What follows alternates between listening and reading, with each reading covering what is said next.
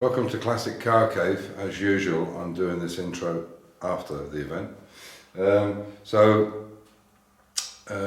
sorry that the footage in the video is not great. We basically, when I first went on the track, I stopped and moved some cones. He said we could because we were the only ones there. But they were doing some track maintenance with electrics or something, and so we had to go a bit slow in places. To be honest, even in third gear, we can't get it above 5,000 RPM. The car will easily do more than that, but there just isn't the room to do it. So if anybody's going to write any comments, this track, this PS Racing, is predominantly for go-karts, and it's for drifting, and they do some other kind of sport there. But they normally make the track quite windy, and it's got a bit of dirt area as well. But for me, it's a perfect scenario to get this thing, because we've never built a race car before, or a track. It's not a race car, it's for hill climb. This is predominantly what it's going to do. Where I live in Austria, in Steiermark, in Styria, there's many hill climbs here. I think there's something like 18 or 19 circuits, or 18 or 19 hill climbs. So this is perfect for that. And obviously in the category it'll be under 1400 or whatever the CC category is. Hopefully everything will be correct. If not, we'll have to do it. So what I've realised is now we've got to a point now where it definitely needs an anti-roll bar. So I'll buy the anti-roll bar for it and drop it through the boot if I go for that one or the other style. Not happy with the pedal arrangement, but I bought that from Car Builder Solutions, and we remodified it, and it's not gone well. So I'm going to look at getting a new setup for that,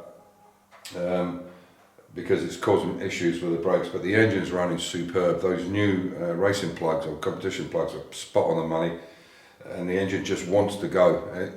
The cam doesn't even come on this until it's 3200 RPM minimum.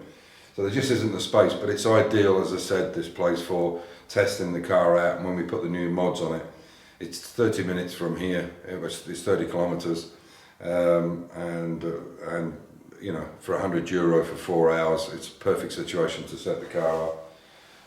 So we'll be looking at, if we do go on a circuit, we'll be looking at a decent sized circuit, but just to try it out. But obviously hill climbing is what we would prefer to do with it. Short, quick, sharp runs, because the differential was built for that, the engine was built for that, because the acceleration is there to do it. It just needs some things sorted out. So I'm sorry that it's on an oval, this thing, but it was the best we could do. By the time we got finished, we could keep it at, not maximum revs, but we could keep it at 5k easily all the way around, and it would go a lot more, but there was people working there. So anyway, so I hope you enjoy the little bit of the video, and unfortunately for the mini guys, or the guys who are watching in for the car, that'll be it for a while. We'll be going back down to the XK and my E-Type, because that has to be registered and go back on the road. So, as I said, I hope you enjoy the video. Take care. Let's take it inside and see how the view looks. So this is the thing here. So it just pops in. And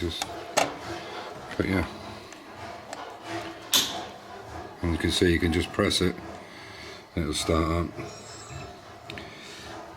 and then press it second time and it will go to 0 and it will start counting. You can see there, you just pop it up.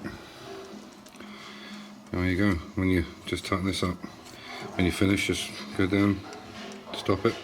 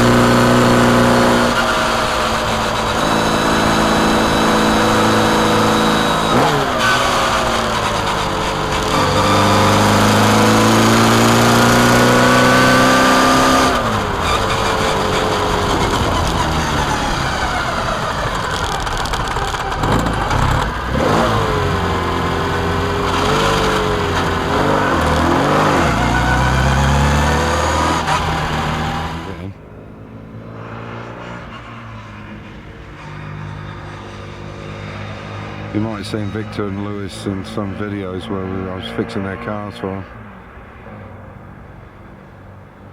Victor's got a 1275 GT Clubman and standard Mark IV. Oh, he's going a bit faster now. The problem is I've got racing pads in this, and you really need to warm them up before the brakes are efficient. They're garbage until they're hot, until there's some heat in them. Oh, he's going a bit. I'm still having trouble with the brakes not being hot enough, and the pedal position. We're going to have to take it out and rebuild the whole pedal box.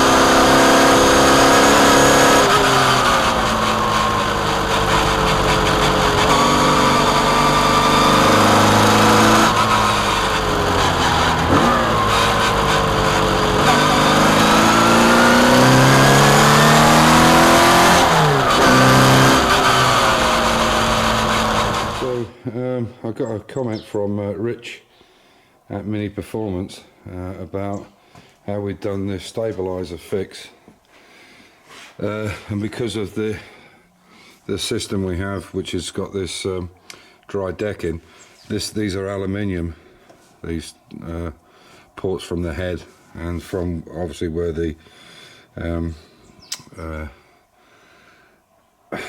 it'll come to me. God, I'm getting Alzheimer's, I think. Yeah, it'll come to me. Anyway, so what we did is we had to drill out the stud because the stud had sheared, or the bolt had sheared. We drilled that out, put a new bolt into it. We actually used a double thread, and then what we did was put a slight angle into the aluminium and made a spacer in there, because obviously with it there we couldn't have it sitting on the aluminium and crushing it, so we built that spacer in between it at the back.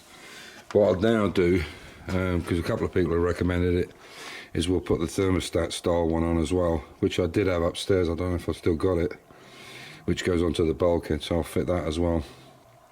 But the engine's running absolutely brilliant. Unfortunately, on that little tiny track we're testing it on, the max you can get on it, because it's more of a little oval than anything else, maximum I could get out was 5,000.